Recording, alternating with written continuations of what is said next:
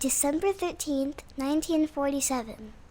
Dear Diary, I'll be gone soon, but I wanted to tell somebody about what's gonna happen. It started when Mom sent me to bed without dinner. I woke up and I was starving, so I looked around for something to eat.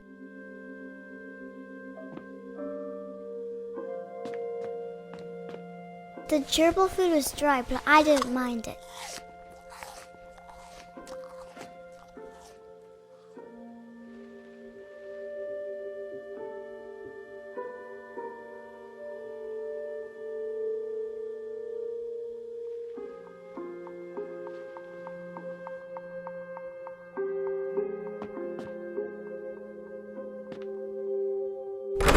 Mom, can I come out now? Sweetheart, it's late. Go to sleep.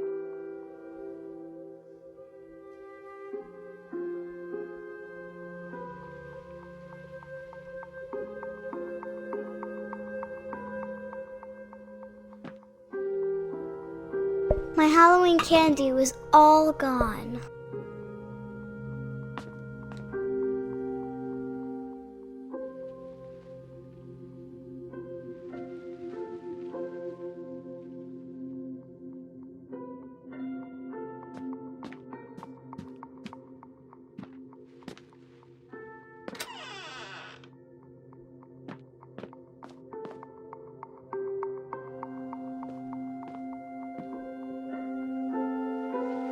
I ate a lot of things that night.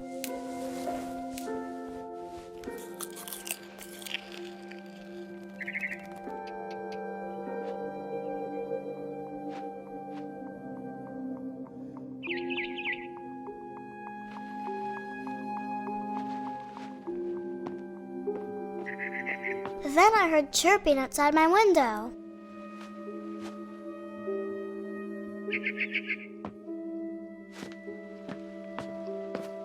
It was a barn swallow going back to her nest. I reached out for her.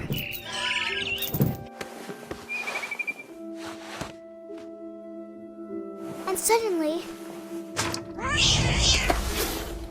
I was a cat.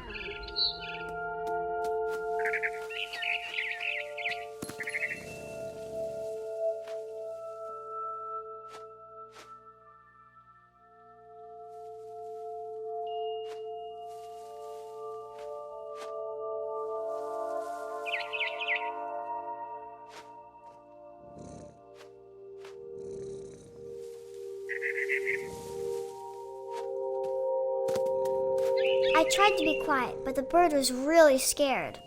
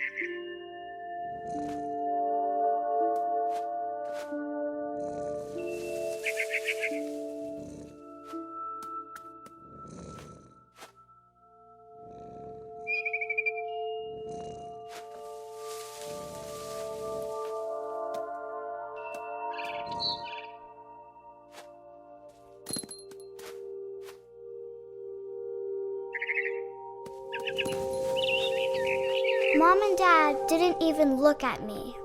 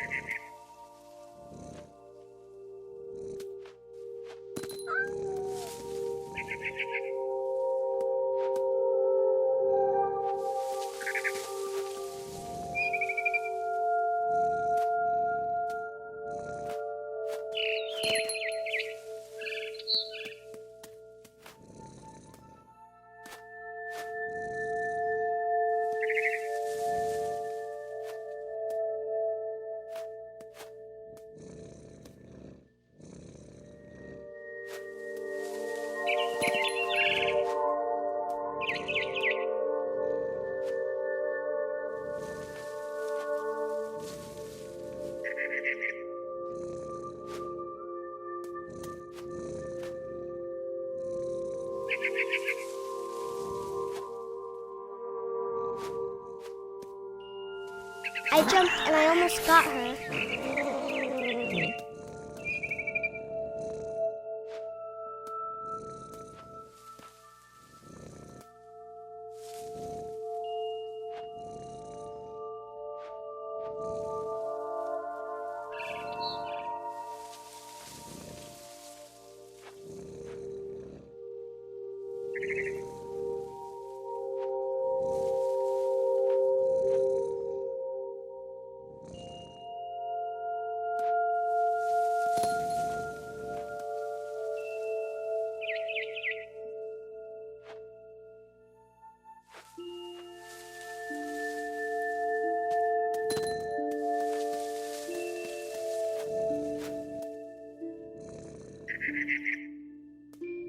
I could tell she was getting really tired.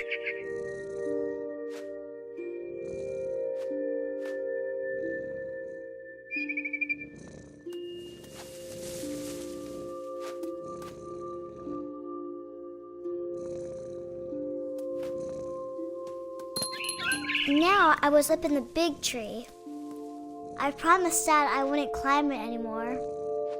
All I cared about was eating that mama bird.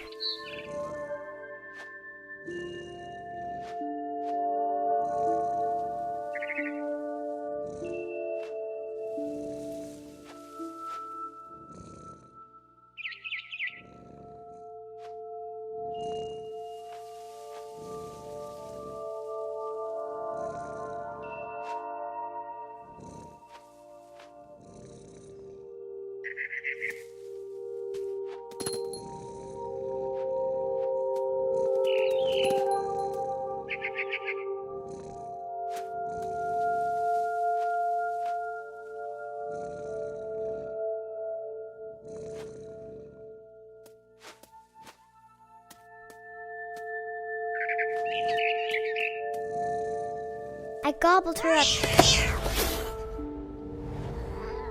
And suddenly, I was an owl. First, all I heard was the wind. Then I heard little teeth nibbling in the grass.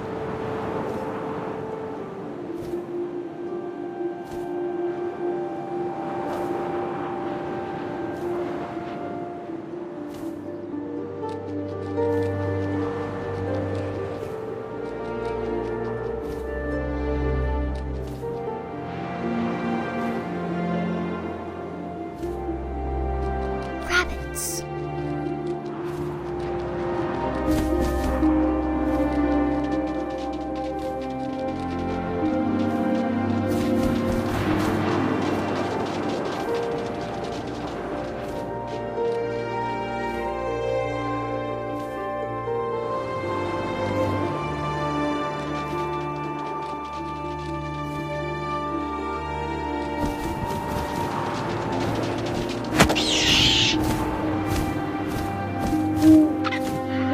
His face looking up and seeing mine through my talons. I swallowed him up, and I didn't chew one bit. Then I flew off to find something bigger.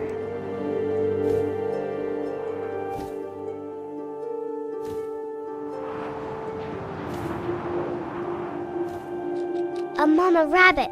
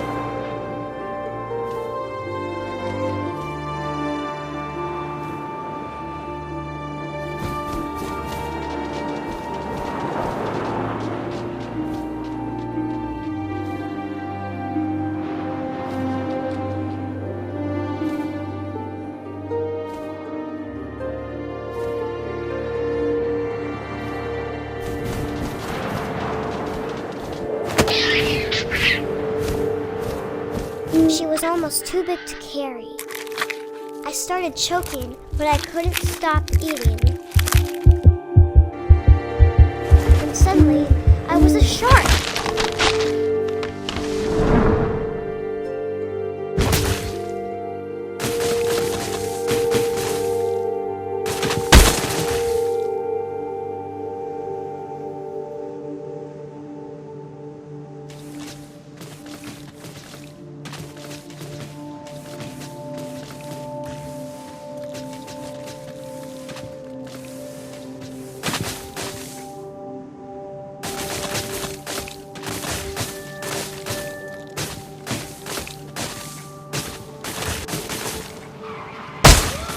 I rolled off the cliff and into the ocean. Now, I was hungrier than ever.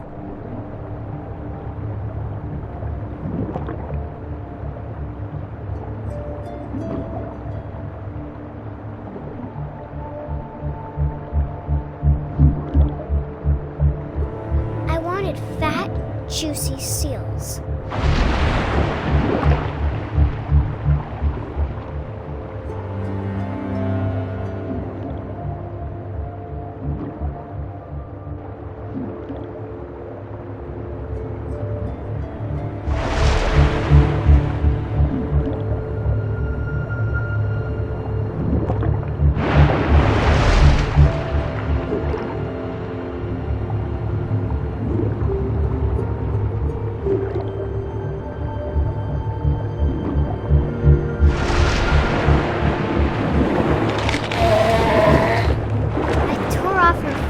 And it tasted really good.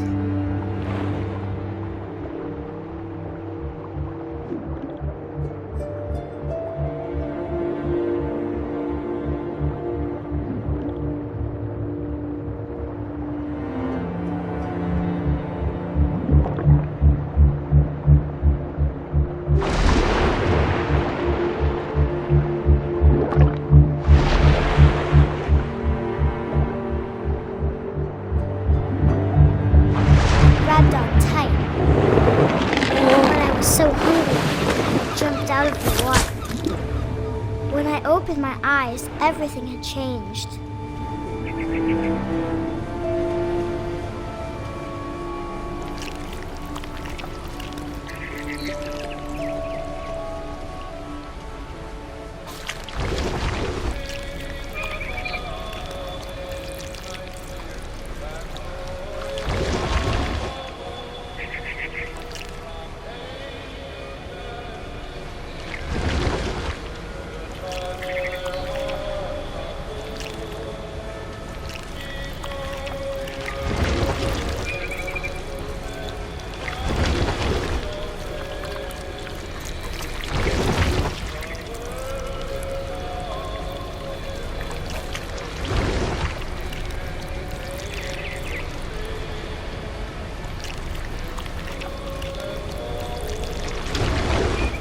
Now I was a monster, and I smelled people everywhere.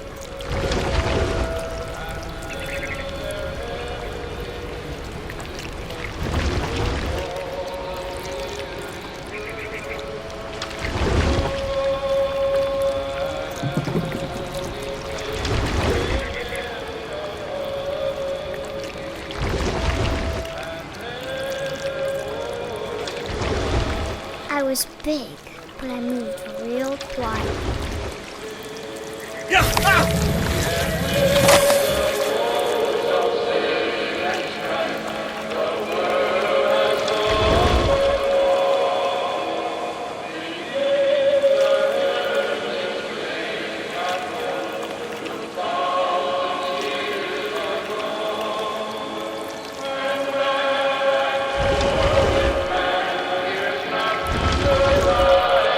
I wanted to stop, but also I didn't.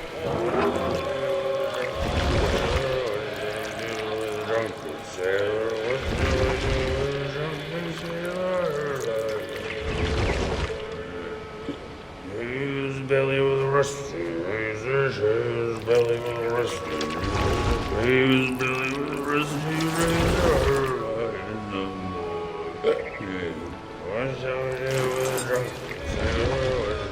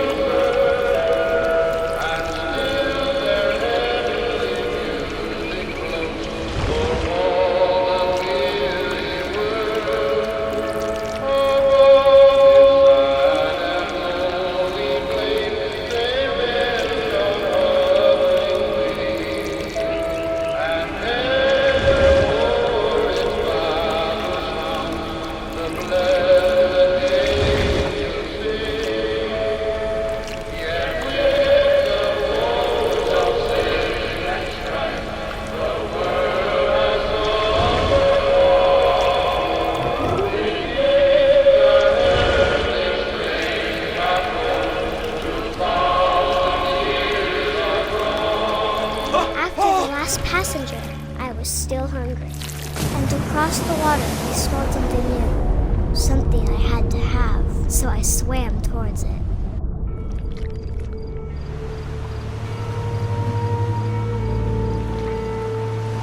I slithered onto the sand, and the good smell went into an old pipe.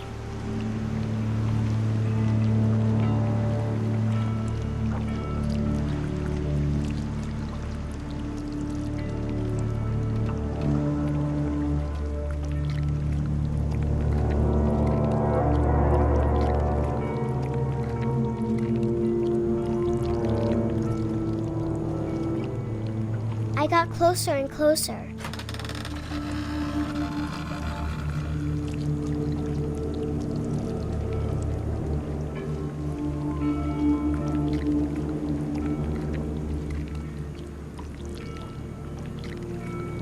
All of my stomach started growling. And suddenly, I was me again. I held my breath for a long time, but I couldn't hear anything.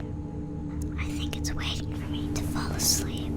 But it's not going to wait much longer. It needs to feed, and we both know I will be delicious.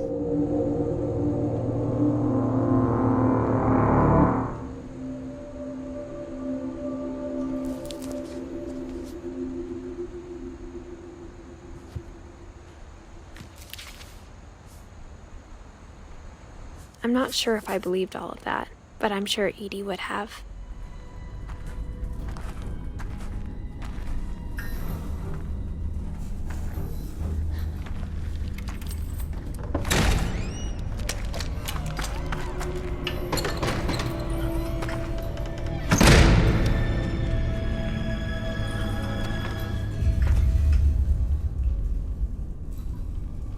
Erica?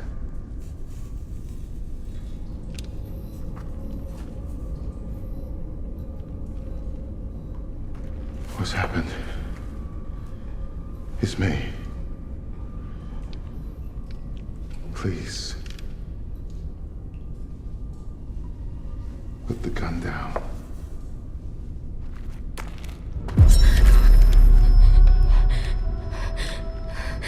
Whatever's happened, whatever's the matter, we can work it out. I promise. That's it. Just talk to me. What's happening here? What are you hiding? This is a hospital. Nothing more. Erica, please. This is not making any sense. You need to calm down. You're scaring me. I think you might be sick. I think you need help. I know about the rituals. I saw it. I remember.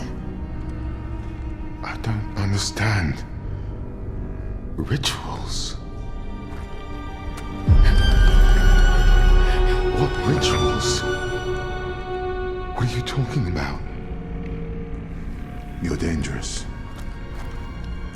dangerous than you know. You want me to be your priestess? You want to see the future? Erica, please. This is madness. You can't believe that. You're not well. Let me help you.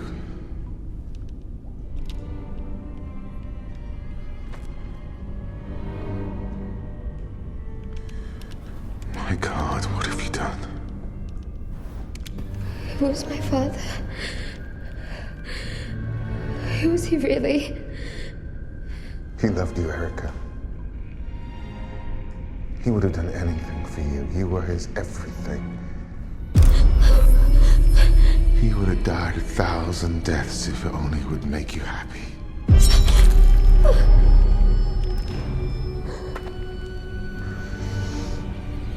Please, trust me. Put the gun down. Mia Green is dead, Erica. It's in your head. It's a fantasy.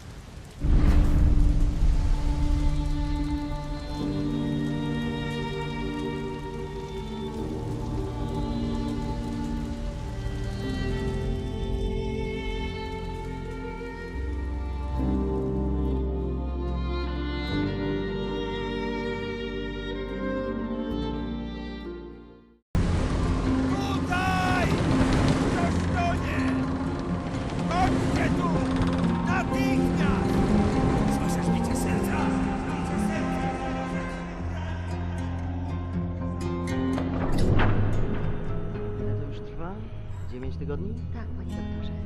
Wciąż nie znamy jego tożsamości? Przez 9 tygodni nikt go nie szukał? Nikt, panie doktorze, nie.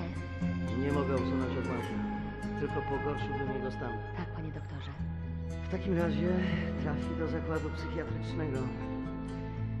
Nic nie możemy zrobić. Mózg jest uszkodzony. Tak.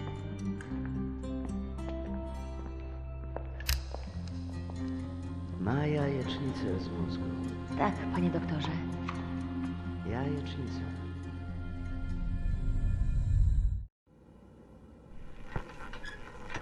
Czekałam na ciebie tak długo.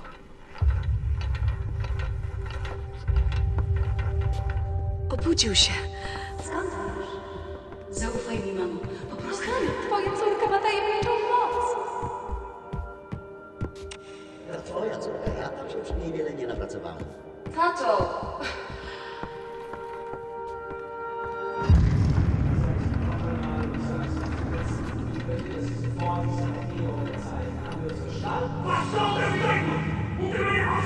Sind Untermenschen, die zum Wohle des Reiches eingesetzt werden. Sie sind meine Patienten!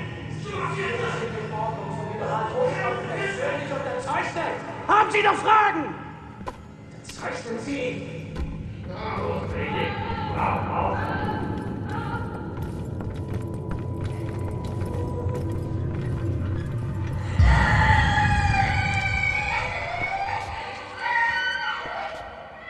Wkrótce to wszystko się skończy. Zostawię cię teraz przy oknie, w świetle.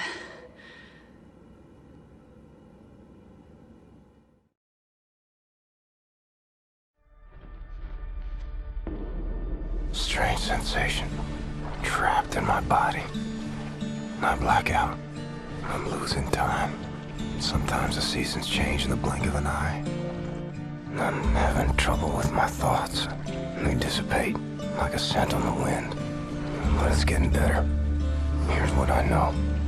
I'm in Poland. A hospital. No, an insane asylum. She's the head nurse. That's her father. Shrink. And her mother. Some type of pharmacist. They run the place, I reckon. Sometimes Christmas. Sometimes birthdays. And sometimes Nazis come. They leave with patients in shackles, like it's Death's Head's personal candy store. And the shrink raises hell and all, but in the end he signs. No choice, I suppose. And I've seen all this. Good folks made powerless.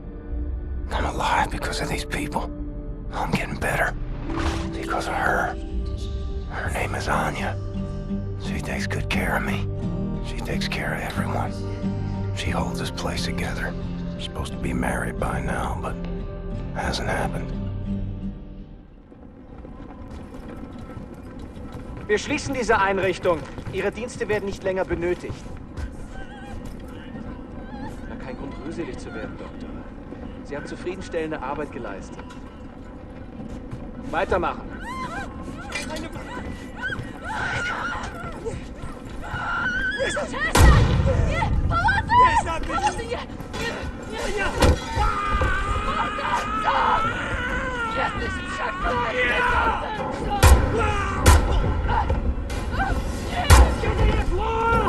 Was hier vorgeht, die haben einen Offizier bei der Befehlsausführung. Unsere Befehle lauteten nicht, die Betreuer zu töten. Was war mit der hier? Keine Ahnung. Bringt sie in den Keller. Von der entscheiden. Ja, komm on, ja. Scheiße.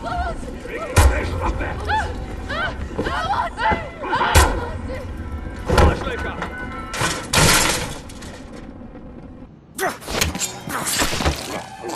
Nazi scum.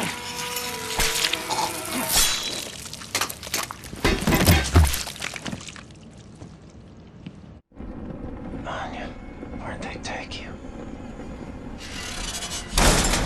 Legs are like jelly. Fingers feel numb. Mother of all headaches.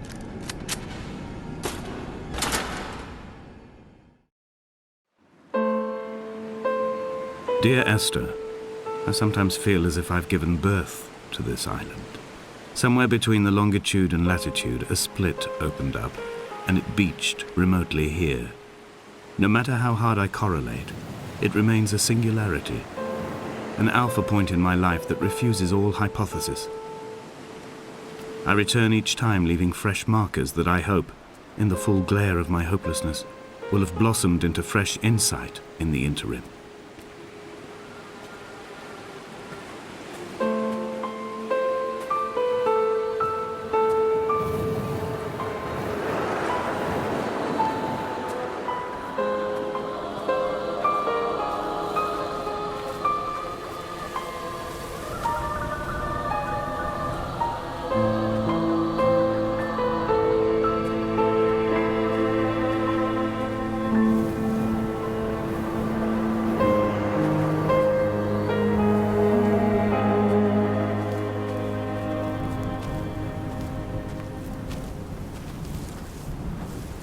Donnelly reported the legend of the hermit, a holy man who sought solitude in its most pure form. Allegedly, he rode here from the mainland in a boat without a bottom, so all the creatures of the sea could rise at night to converse with him. How disappointed he must have been with their chatter. Perhaps now, when all that haunts the ocean is the rubbish dumped from the tankers, he'd find more peace. They say he threw his arms wide in a valley on the south side, and the cliff opened up to provide him shelter. They say he died of fever 116 years later. The shepherds left gifts for him at the mouth of the cave, but Donnelly records they never claimed to have seen him. I have visited the cave and I have left my gifts, but like them, I appear to be an unworthy subject of his solitude.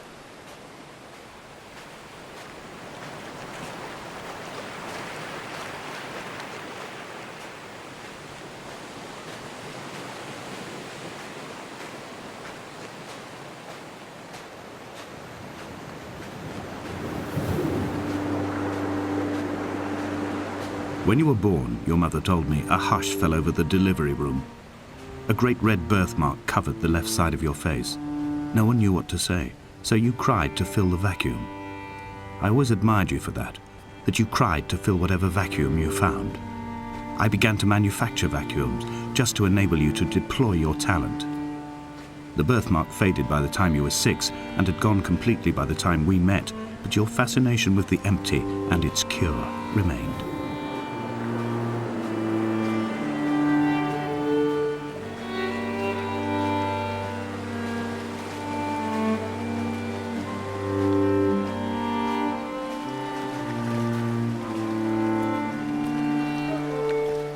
I have found the ship's manifest, crumpled and waterlogged under a stash of paint cans. It tells me that along with this present cargo, there was a large quantity of antacid yogurt bound for the European market. It must have washed out to sea. God knows there are no longer gulls or goats here to eat it.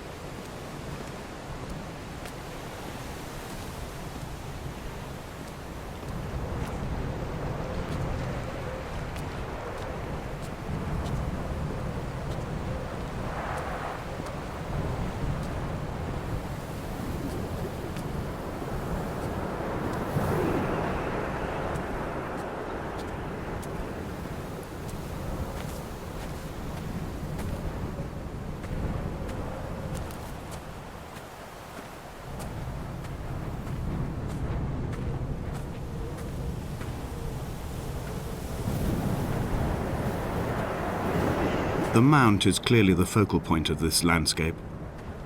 It almost appears so well placed as to be artificial. I find myself easily slipping into the delusional state of ascribing purpose, deliberate motive to everything here. Was this island formed during the moment of impact? When we were torn loose from our moorings and the seatbelts cut motorway lanes into our chests and shoulders, did it first break surface then?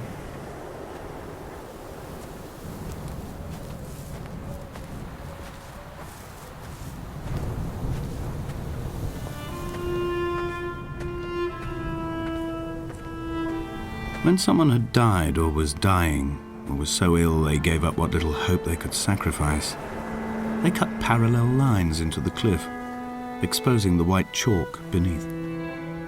You could see them from the mainland or the fishing boats, and know to send aid or impose a cordon of protection, and wait a generation until whatever pestilence stalked the cliff paths died along with its hosts.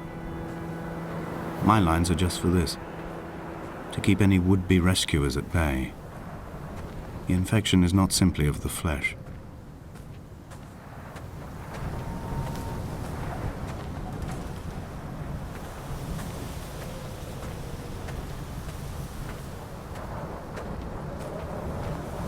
They were God-fearing people, those shepherds. There was no love in the relationship. Donnelly tells me that they had one Bible that was passed around in strict rotation. It was stolen by a visiting monk in 1776, 2 years before the island was abandoned altogether. In the interim, I wonder, did they assign chapter and verse to the stones and grasses, marking the geography with a superimposed significance that they could actually walk the Bible and inhabit its contradictions?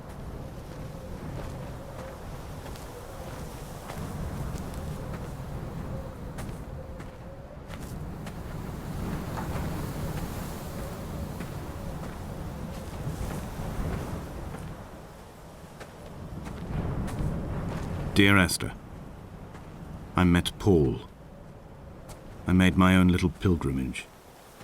My Damascus, a small semi-detached on the outskirts of Wolverhampton. We drank coffee in his kitchen and tried to connect to one another. Although he knew I hadn't come in search of an apology, reason or retribution, he still spiraled in panic, thrown high and lucid by his own dented bonnet. Responsibility had made him old. Like us, he'd already passed beyond any conceivable boundary of life. I find myself increasingly unable to find that point where the hermit ends and Paul and I begin.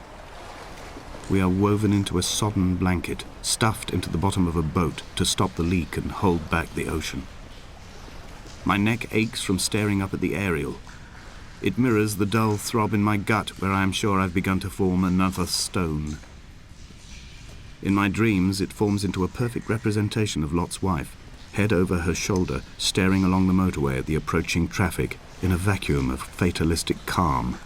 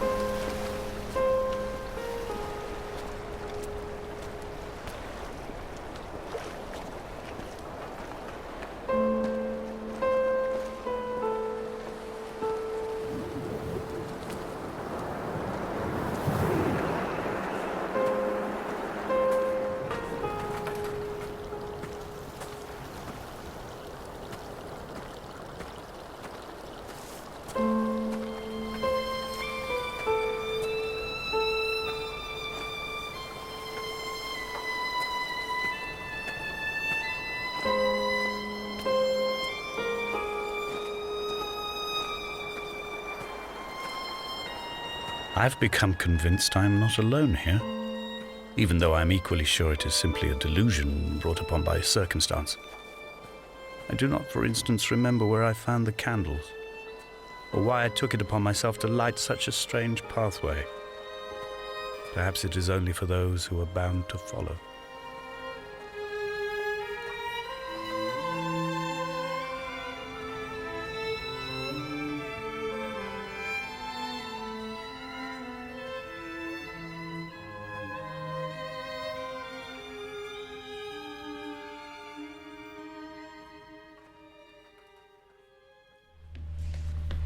2 weeks ago, we discovered an organism here.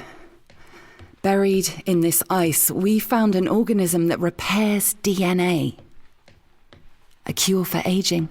A cure for death. Immortality. It runs through our blood now. Tom wants to bury us here with it.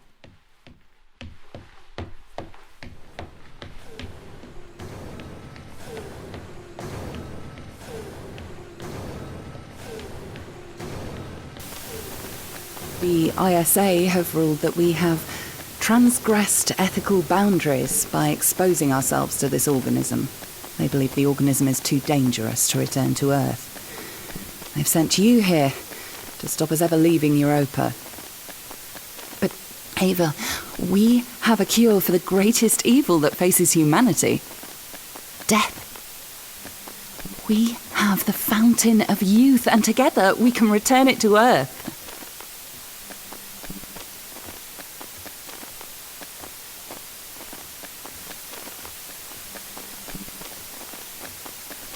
Tom placed a mark in your hand, a biometric chip with which he can control your every movement and thought.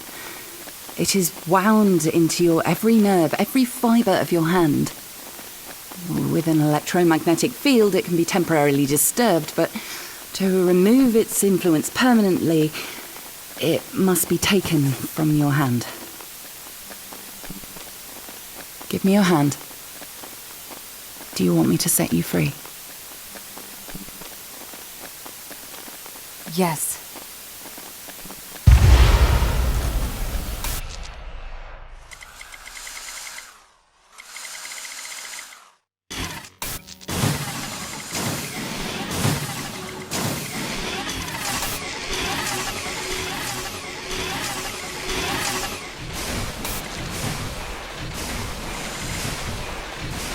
Ava?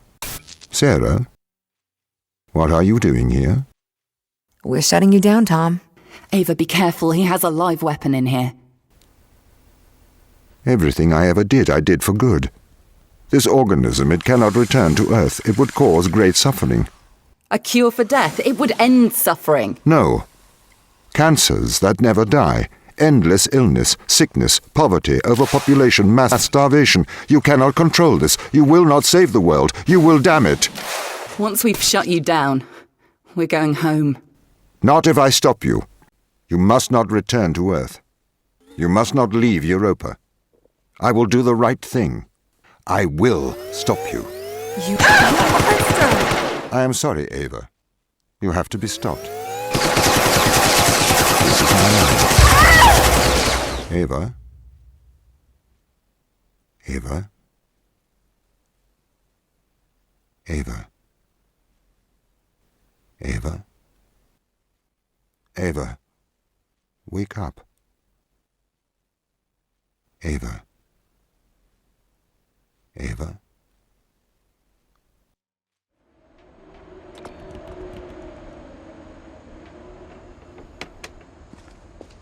Mom said the basement was off limits, unless I wanted another tetanus shot.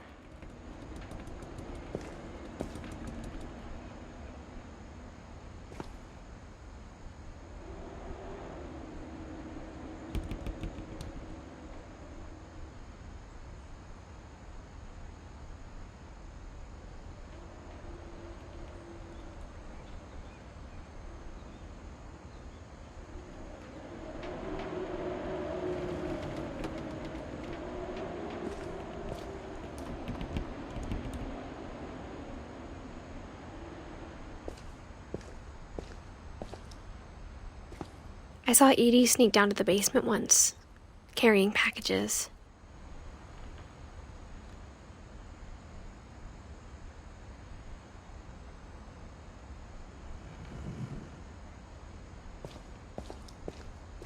I thought maybe she was hiding presents.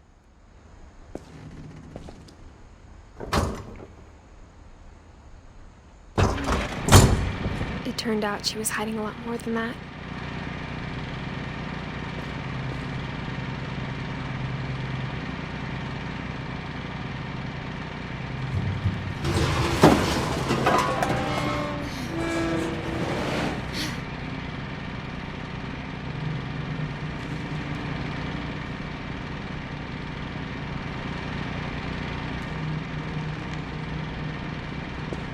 I remember asking Mom once about where Walter had gone.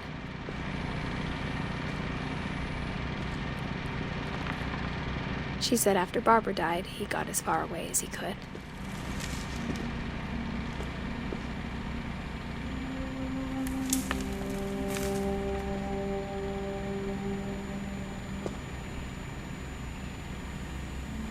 If there's a pattern in all these stories,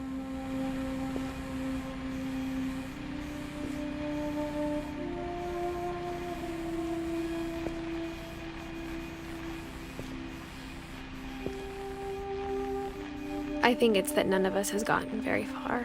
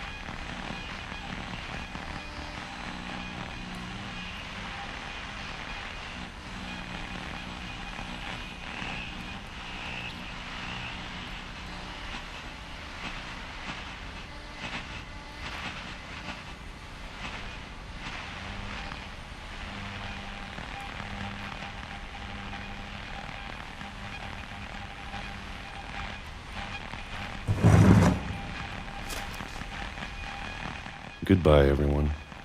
I can't believe I've been down here for 30 years. On that first day, after the shaking started, I didn't think I'd survive a week.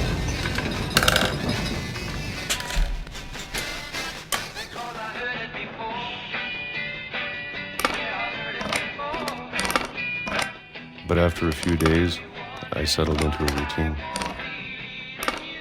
That's what kept me sane. Having a schedule, living for today. I always expected to be dead tomorrow. But if you wait long enough, you get used to anything.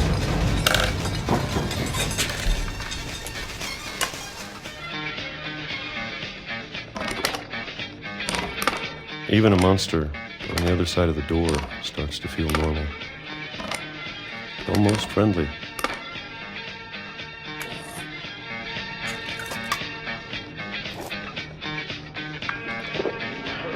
And then one day, everything just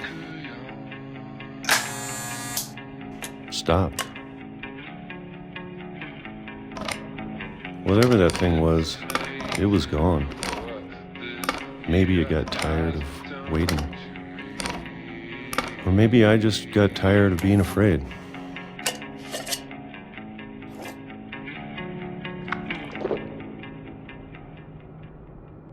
It's been a week now, the longest in 30 years. I'm done waiting. I have to leave while I still can.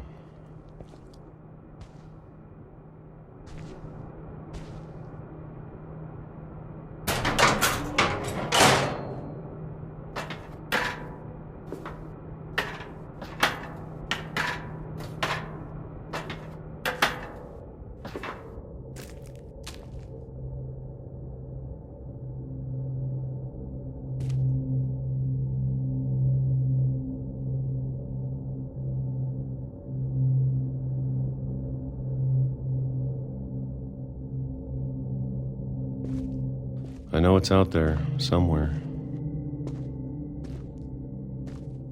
Whatever killed Barbara and Molly and Calvin.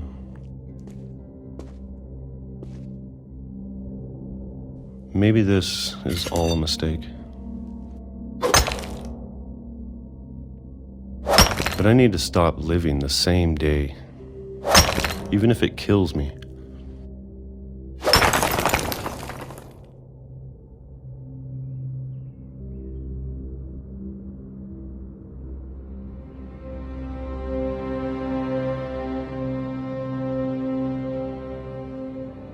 Whatever's out there, I want you to know I'm ready for it.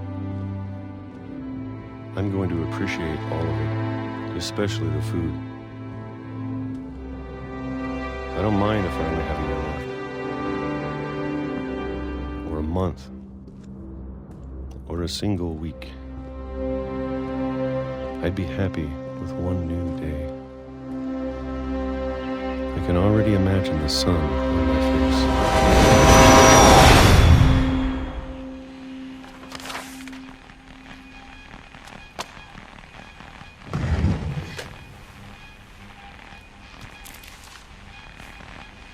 Walter died when I was 6. I can't believe my mom never told me he was down here.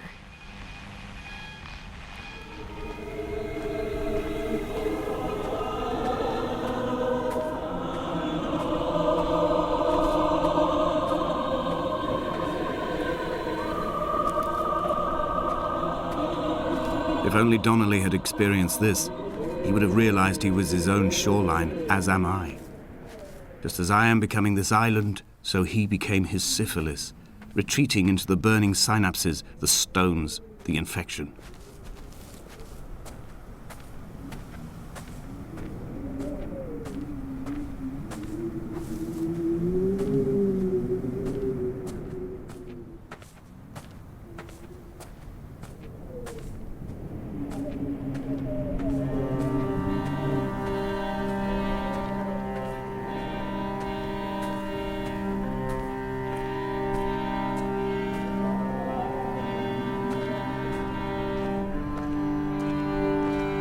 Headlights reflected in these retinas. Too long in the tunnels of my island without a bottom. The sea creatures have risen to the surface, but the gulls are not here to carry them back to their nests. I've become fixed, open and staring, an eye turned on itself. I've become an infected leg whose tracking lines form a perfect map of the junctions of the M5. I will take the exit at mid-thigh and plummet to my Esther.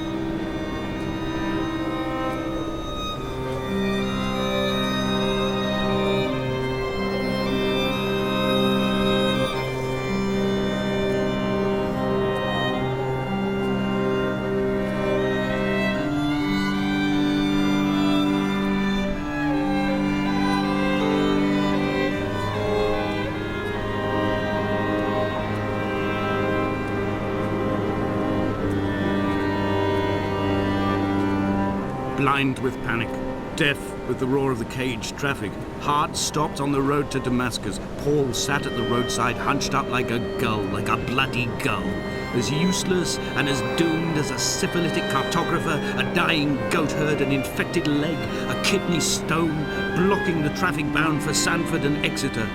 He was not drunk, Esther, he was not drunk at all. All his roads and his tunnels and his paths led inevitably to this moment of impact. This is not a recorded natural condition. He should not be sat there with his chemicals and his circuit diagrams. He should not be sat there at all.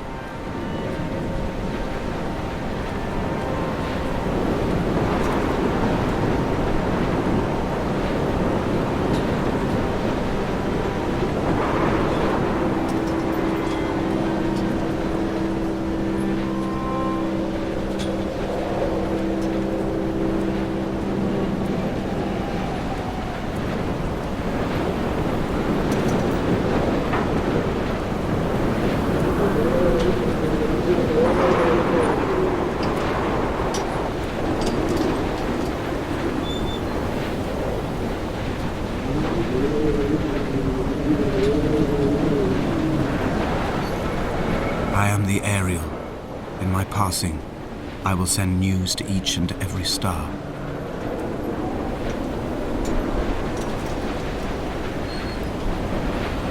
Dear Esther, I have burnt my belongings, my books, this death certificate. Mine will be written all across this island. Who was Jakobsen? Who remembers him?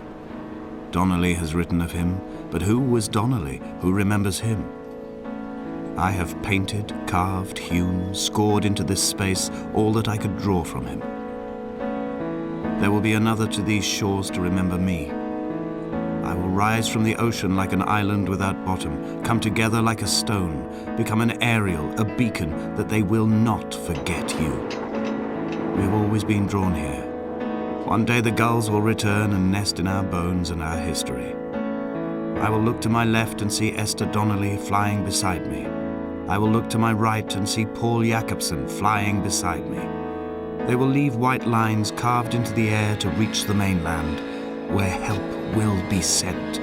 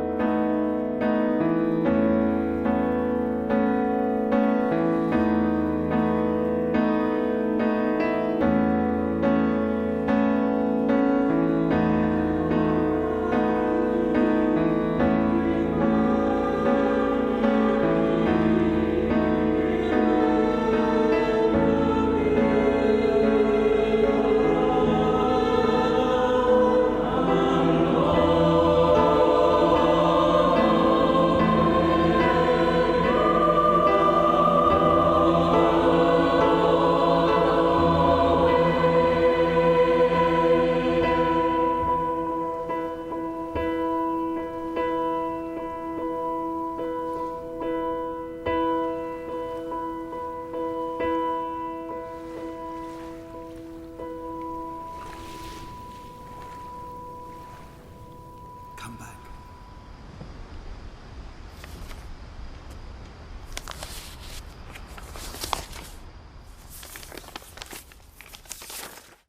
Dear Mrs. Finch, as Lewis's psychiatrist, I can understand your desire for an explanation. As I see it, the trouble began in January, shortly after we convinced your son to seek treatment for substance abuse. Newly sober, I believe Lewis first noticed the monotony of his daily life.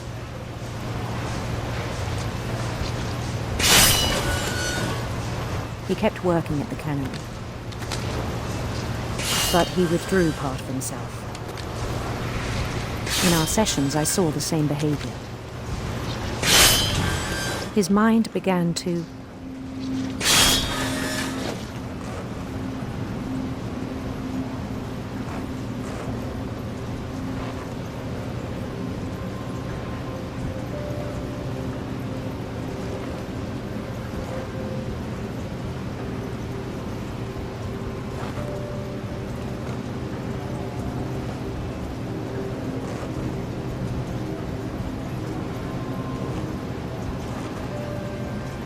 wander.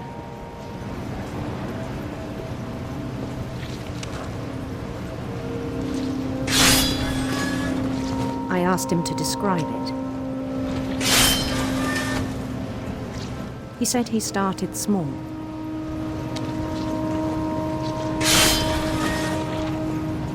imagining a labyrinth. He'd feel his way about.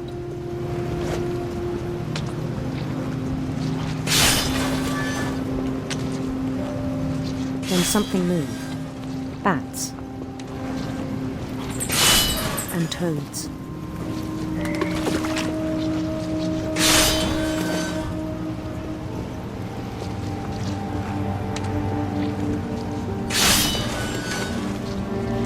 And things that have not names. He knew it was all in his head. But he took it very seriously. I had hoped he'd find himself.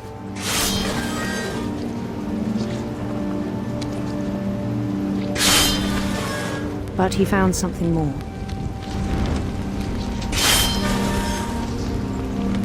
I worried about him then. Daydreaming at the cannery. I spoke with his boss. But he said Lewis had become a model employee. Methodical, tireless, focused. Like a whole new Lewis. So I let him go on.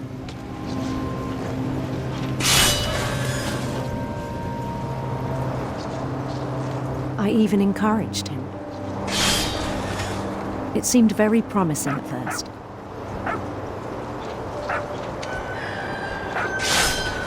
He told me he'd made a new friend.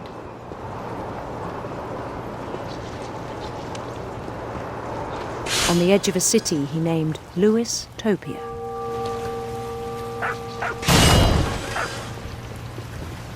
He built the city up slowly, brick by brick. Then he made musicians.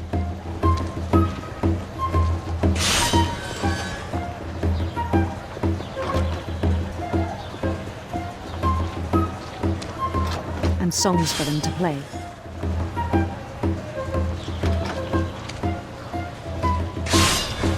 He talked about starting a band. And he was always humming something. Every day his imagination grew stronger.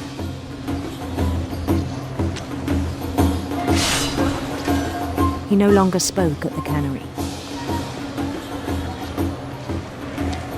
But his chopping was as reliable as ever. Then one day it struck him that all the cheering crowds, even the stones under his feet, were all in his imagination. So he could do whatever he wished.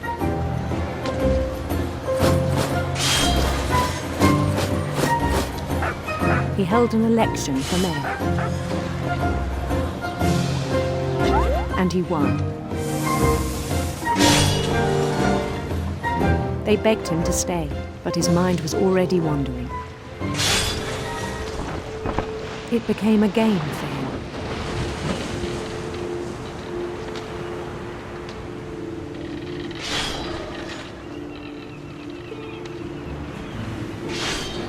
He'd conquer a city, then immediately push on. New Louisville.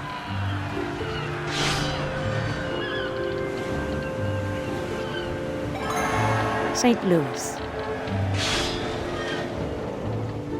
He started drifting away from our reality.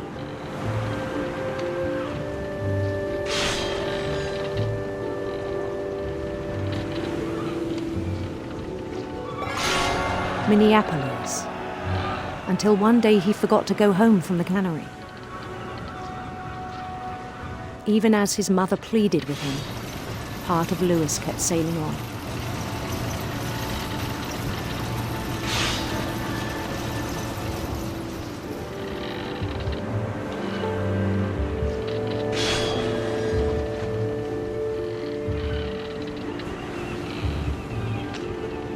In Lewisburg, he heard rumors of a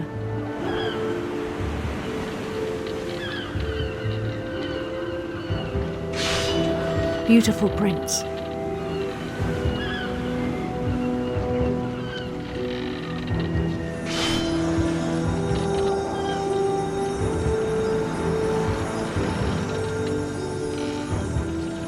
The prince was on his own quest for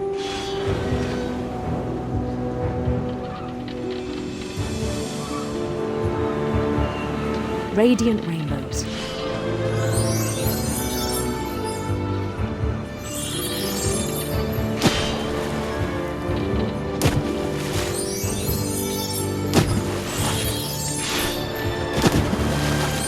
He followed the sound of his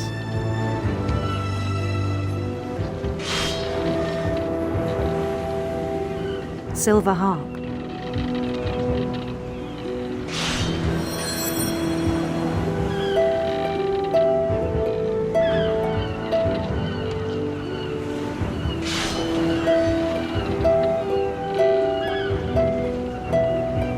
His chase led him to a golden palace east of the sun and west of the moon. Even then, his logic remained sound.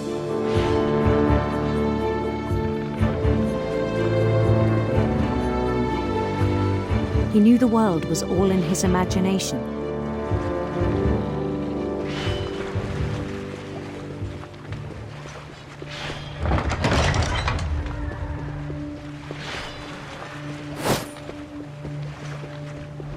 But he was so proud of having created it. In his own eyes, he'd become something greater than a king.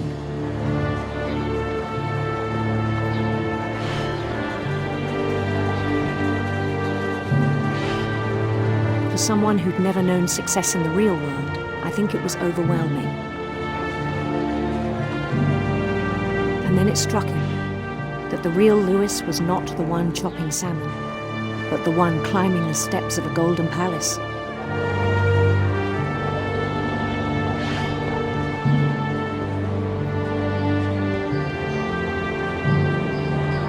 My imagination is as real as my body, he told me. It was hard to argue with him.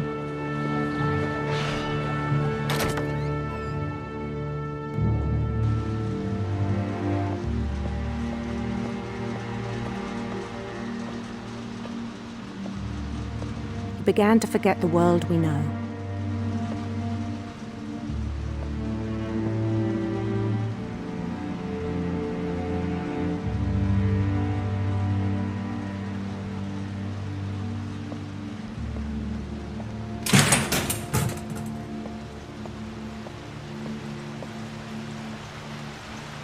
I think it pained him to remember Lewis, the cannery worker.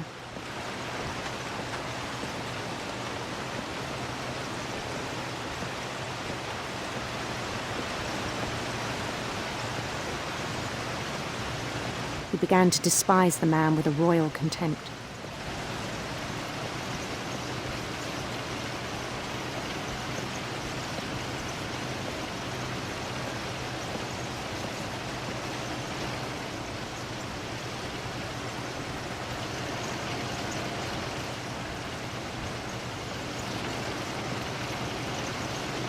I still thought I could save him.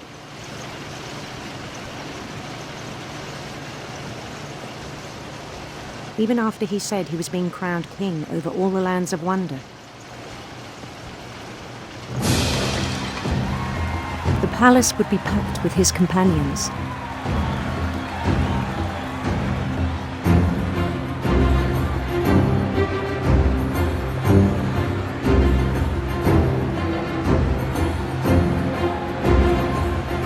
Including the wise Calico who'd insisted on inviting him.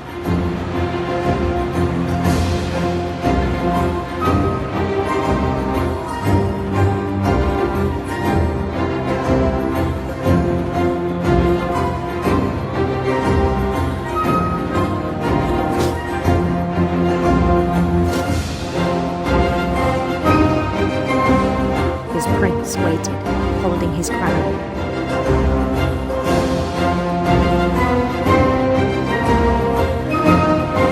There was only one thing left to do.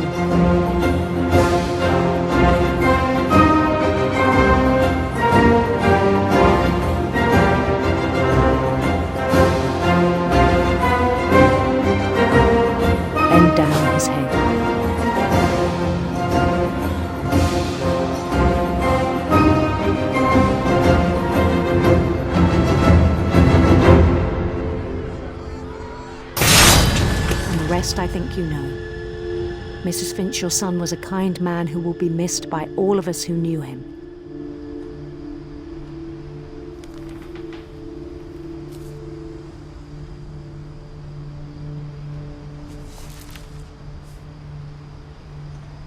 My brother was really cool. I wish you could have met him.